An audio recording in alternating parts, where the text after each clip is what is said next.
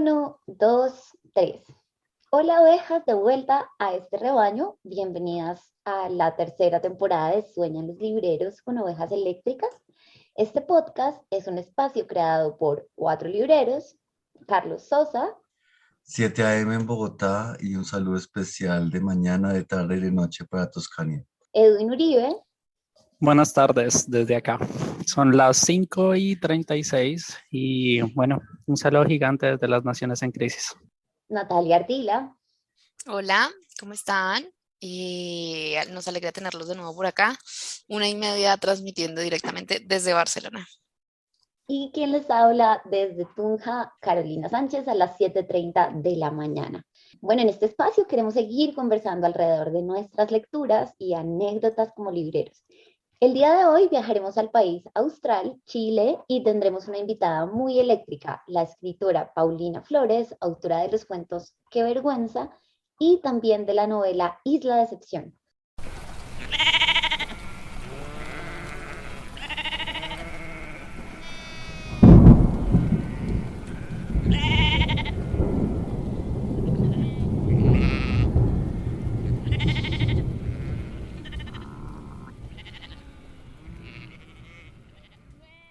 Bueno, chicos, hace mucho no nos veíamos, entonces cuéntenme qué están leyendo o qué han leído en este tiempo. Dios santo, se ha pasado muchísimo tiempo sin habernos visto. Ya que hace como un mes Por ahí pasó la cuenta.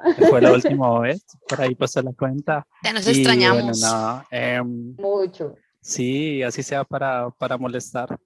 Yo que estoy leyendo, me compré 3 libros en ruso y estoy tratando de leerlos todo el rato, todo lo que pueda. Y uno de ellos con el que más estoy como enganchado es una antología poética de Osip Mandelstam. Y ya, de resto son lecturas de la universidad, muchas cosas de sociología, muchas cosas de antropología y demás. Buenísimo, ¿no? Y a propósito de estos tiempos donde se supone, por lo menos desde acá, hay como una campaña un poco ridícula de cancelación de Dostoyevsky, que no encuentro sentido. ¿Qué culpa tiene Dostoyevsky? No, culturalmente no tiene nada que ver, o sea, es como que yo tampoco lo entiendo y es como negar la historia de la humanidad, ¿sí me hago entender? O sea, es castrar una parte de lo que significa ser humanos y de la historia humana, pero en fin. Nada. Eh, no, pues tengo que saber de qué hablan de Dostoyevsky. Yo quiero saber cómo así que cancelaron qué.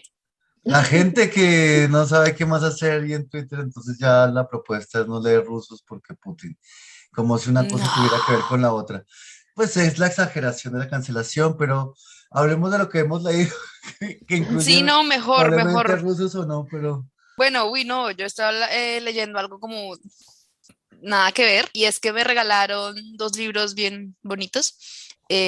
Uno es Un día en la vida de un editor de Jorge Ralde y el otro es Anagrama 50 años desde 1969 al 2019.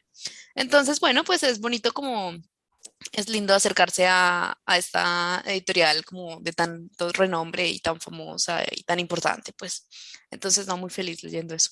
Nata, sí. súper chévere. Un día vas a poder escribir tu propio día en la vida de un editor, espero. ¡Ay, te imaginas qué dicha!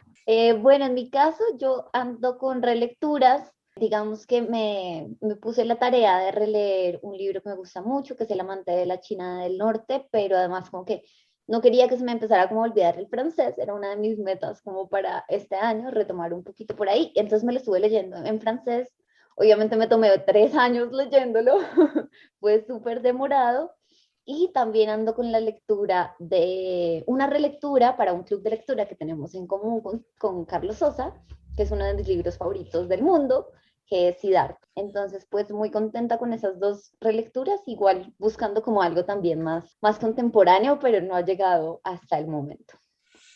Yo estoy un poco vacío de lecturas profundas, entonces apelando a los arquetipos, estoy en novelas gráficas. Me compré por fin la novela gráfica de Oscar Wilde que se llama La Divina Comedia de Oscar Wilde, que la edita Berry. Son unas acuarelas increíbles y pues Qué cuenta. belleza es eh, ese libro, sí, sí, sí, por es fin me una lo compré. locura. Puro Ay, que antojado. por fin sacó la plata del bolsillo, así, saque, ya que hay para lo alto, güey. Y cuando se emita ese capítulo, si el avión me deja hablar, eh, habré leído el caso Pasolini a propósito del centenario que también ya habrá pasado cuando ese capítulo se emita. Y de resto, pues no mucho más. La compañía lectora de novelas gráficas y poesía en este momento es la que puebla mi mesa de noche. Entrémonos en materia y preguntémonos por los referentes y por las recomendaciones de la literatura chilena. ¿Qué es lo primero que pensamos cuando alguien nos dice autores, autoras, lecturas, voces del país austral? Yo creo que en definitiva hay dos cosas que tener muy presente y son los premios Nobel. O sea, yo creo que estar ahí como en la jugada de lo que significa estar al tanto de la literatura chilena es eso. Y sobre todo todo lo que tiene que ver con poesía, que es donde está como la carne de lo que significa ser chileno y del valor de Chile, tanto cultural como socialmente hablando, como el tema de Neruda, como el tema de Gabriela Mistral, que sí o sí, yo siento que ella es la máxima expresión de como la punta de lanza de la literatura chilena. Y me refugio ahí y me quedo como en esa percepción. Yo me casé mucho con la literatura de Gabriela Mistral, así que por ese lado siento que se puede empezar muy bien. Y luego ya viajamos a lo experimental y Huidobro fue quien llegó. Ya con Altazor puso la cuerda en otro lado y muchos escritores contemporáneos intentan como seguirlo. Así que eso es, esas son mis máximas. Me encanta que hayas mencionado a Huidobro. Yo creo que ha salido a colación muchas veces por acá y por esa misma línea también pienso en Nicanor Parra, que también tiene como mucho de lo experimental y de lo experimental dentro de la poesía, todo esto que mencionabas. Bueno, en mi caso yo creo que los primeros referentes y como pues, los referentes que se me vienen a la cabeza cuando hablamos de Chile, obviamente pasan por un autor con el que ya no me siento tan cerca, que es Neruda. Creo que fue como una de las primeras lecturas que hubo por ahí. Luego ya hubo como otro contacto con algunos poetas, como además poetas muy comprometidos políticamente hablando, como, bueno, como Nicanor Parra, como Lin, que se me iban mezclando también un poco con los intereses políticos que habitaban mi casa, por así decirlo. Y luego también llegó Isabel Allende y yo creo que disfruté muchísimo esa lectura. Yo estaba como en 11 cuando la estaba leyendo y durante mucho tiempo me quedé como con esta idea que circulaba a mi alrededor y como con este prejuicio que era lo que había a mi alrededor de como de la literatura para señoras. Y me costó mucho cuestionar estas ideas y por qué le llamaban literatura para señoras, pues, y por ejemplo comprender también un poco la importancia de esos personajes que ella retrata, personajes feministas en finales del siglo XIX, por ejemplo, en Retrato en Sepia, personajes con unas ideas como muy revolucionarias y muy adelantadas para su tiempo.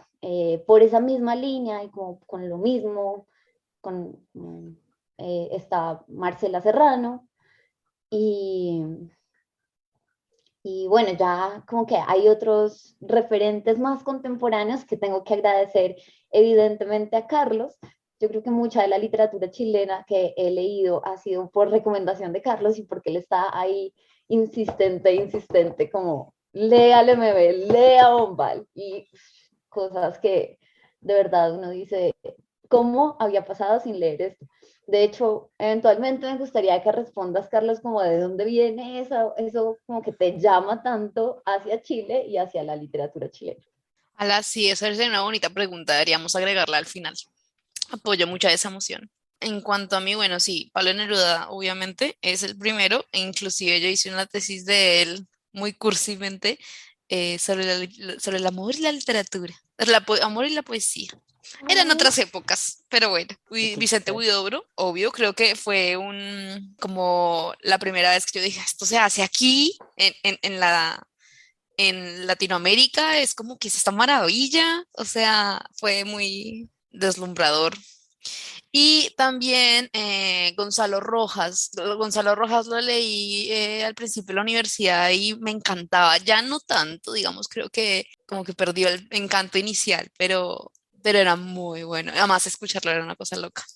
Bueno, pues siguiendo, digamos, o recogiendo el capítulo anterior de correspondencia, diarios y biografías, el primero que se me ocurre son las cartas de Eros de Enrique Lin, en alguna, creo que fue en Medellín, que me lo compré, en la edición de Overall. Son varias cartas que le dedica Enrique Lin como a distintos amores y de alguna manera componen una biografía. Incluso le escribe un amor a Mistral, pero pues es un poco extraño que le escriba uno un amor a Mistral, siendo Mistral pues una señora muy grande, eh, y además de muy grande en todos los sentidos de la palabra, pues digamos, a la luz de los días, pues muy lesbiana. Así que Enrique, lo siento. Después, pues por supuesto, los dos premios Nobel de los que ustedes ya han hablado, pero además es un país que tiene parras por todo lado, ¿no? Entonces tiene a Nicanor, pero también tiene a Violeta. Y las letras de Violeta son particulares. Y la manera en que Nicanor escribe hasta en plásticos e icopores es impresionante. Creo que ha sido un país que narra hasta las nubes, ¿no? Como en el caso de Zurita y en el caso de Estrella Distante. Y por supuesto tendría que decirle Mabel, y siempre gritaría Pedro como grita Pedro Cruz a Almodóvar cuando se gana el premio, no, el premio Oscar, perdón. Se me va la olla y se me enredan las categorías. Y al final de cuentas uno pensaría que tanto cuerpo como memoria están metidos en la obra de Lina Meruane, de Lemebel, de Nona Fernández, La herencia en Costa Magna. Y por ahí, sobrevolando todo eso, pondría yo a Diamel Altit, que se sostiene durante mucho tiempo. Bueno, esos primeros referentes y esas primeras recomendaciones, digamos que nos van llevando a de pronto como a entender o a hacernos una idea de lo que nos propone o lo que nos deja o lo que vemos en esa construcción de las voces chilenas, de las voces y de la narrativa chilena. Entonces quería preguntarles de pronto si hay algo que les llama la atención en particular de esas narrativas, de esos espacios narrativos que se han construido en el país austral. Yo quiero rescatar dos palabras que acaba de decir Sosa, que me parecen supremamente importantes, que es el tema de lo social y el tema de lo corpóreo. Chile, muy en contraposición de lo que fue Colombia, tuvo la fortuna de, voy a ponerlo así como entre comillas, de recibir un poco más de cerca todo este tema de las vanguardias europeas. Y eso le permitió hacer un análisis muy fuerte de su literatura por completo. O sea, realmente, si uno se fija, la revisión que ellos hacen de su lenguaje, de la forma en cómo construyeron textos poéticos y narrativos, se nota mucho la influencia de grandes escritores de la Europa de ese entonces, ¿no? Y específicamente quiero traer a colación a Baldomero Lillo, que él empezó como a traer todo este tema de lo social, por ejemplo, dentro de la literatura chilena, y empezó a hacer como todo este tema declarativo de lo que significa ser chileno y sobre todo de esta población como tan al margen, ¿no? Como siempre el tema del campesinado, el tema del obrero, el tema de los mineros que eran como tan flagelados, ¿no? Y eso mismo lleva inevitablemente a pensar la relación tan íntima que tienen estas letras junto con la música y cómo la poesía se torna tan lírica en algunas ocasiones, muy a favor de ser experimental. Es decir, por ejemplo, todo este tema de lo que viene siendo Violeta Parra y compañía, que también sacaron muchas influencias de ahí. Entonces siento que eso es lo que yo rescato realmente del ejercicio de la literatura chilena. Muy de acuerdo con lo que dices, Edwin. En verdad siento que esas influencias de las vanguardias hizo que al menos en la poesía pudieran como explorar mucho más el lenguaje y pasar eso mismo a la narrativa. Vemos, por ejemplo, en el M. Vélez, claro, es evidente ese juego, ese trabajo tan preciso